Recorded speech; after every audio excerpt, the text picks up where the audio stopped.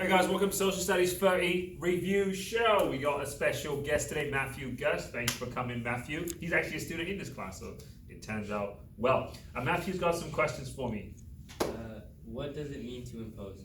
So, what it means to impose? Impose is essentially to force something or an idea on people, whether they want it or not. And so today we talked about the imposition of liberalism. It's when we try to force liberalism on people, whether they want it or not.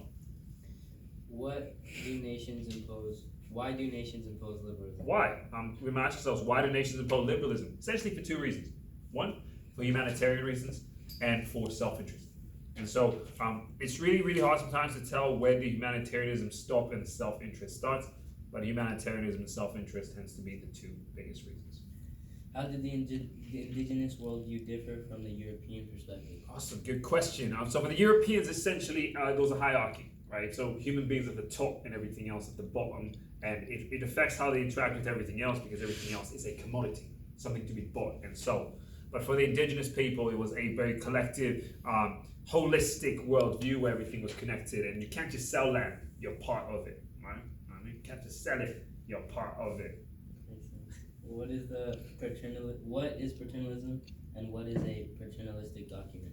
So paternalism is essentially when you treat someone like a child. Right, and so that's where we got this idea of wards of the state. And so paternalism is when governments will treat people as children, and essentially they believe they know what's best for these people.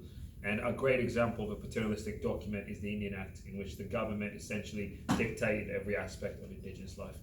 How does ethnocentrism compare to Eurocentrism? That's a great way to finish it off, actually. Ethnocentrism is essentially when you believe that your culture is superior and you judge everything from the lens of your culture's superiority. So I know you are a Spanish man, and so ethnocentrism is when you look at things from the superiority of your culture, right? And you say, if it doesn't line up with my culture, it's inferior, it's wrong.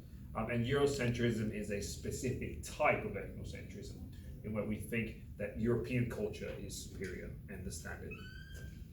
Thanks for asking. Great questions. Thanks for coming to today's episode, Matthew. Have a great day. Good luck on your daily quiz tomorrow. All the best.